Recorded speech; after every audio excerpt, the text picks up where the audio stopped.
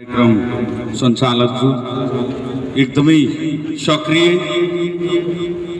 र यो तुलसी सहकारी झापा दमकका सचिव जो यस कार्यक्रमका सभापति तुलसी सहकारीका संयोजक तथा झापा जिल्लाका अध्यक्ष डम्बर खड्गा सर र उपस्थित यहाँ कोशी प्रदेश का सहकारी पीड़ित महासंघ का अध्यक्ष दुर्गा कोइराला जो साथै विराटनगर का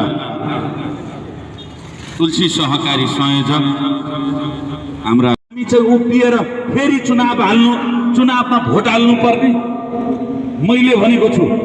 यो चुनाव गराउनु छ भने सहकारी पीडितको बचत फिर्ता भयो भने मात्रै चुनाव हुन्छ, होइन भने टोल टोलबाट जसरी भर्खरै मात्र यहाँबाट धेरै टाढा छैन इन्डियाको बोर्डर बिहारमा भर्खरको चुनाव हेर्नुभयो, त्यहाँ बिहारी नेतालाई त्यहीका जनताले नाङ्गो बनाएर ठटाए कुटे।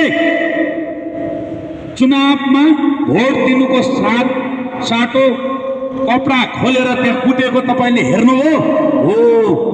त्यो दिन अब हामीले ल्याउनु पर्छ, त्यो दिन आउँछ, याद गर।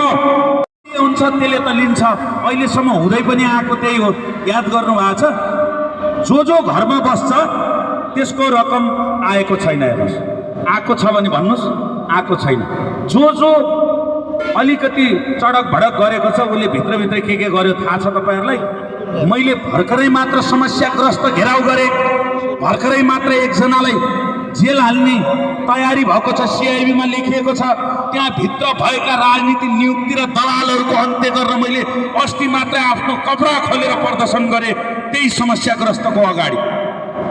मैले भनेको छु कि यदि बचतकर्ताको रकम फिर्ता हुँदैन भने नाङ्गै घिसा।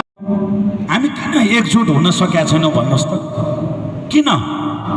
म कुनै दलको व्यक्ति होइन लेखेर राख्नु होला।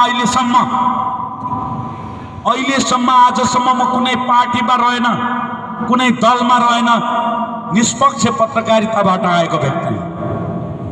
क्राइम बिटमा लामो समय पत्रकारिता गरे, यही झापामा पनि धेरै ठाउँमा मैले अन्यायका विरुद्ध कलम चलाएको छु। काठमाडौँबाट आए सुनसरी यहाँका सबै क्षेत्रहरूमा, कोशी प्रदेशमा अधिकांश ठुला मुद्दाहरूमा आएर रिपोर्टिङ गएर मैले काम गरेको छु। यही पनि यहाँ उद्योग वाणिज्य सङ्घ छ, यहाँ को हुनुहुन्छ मलाई कति चिन्नुहुन्छ होला।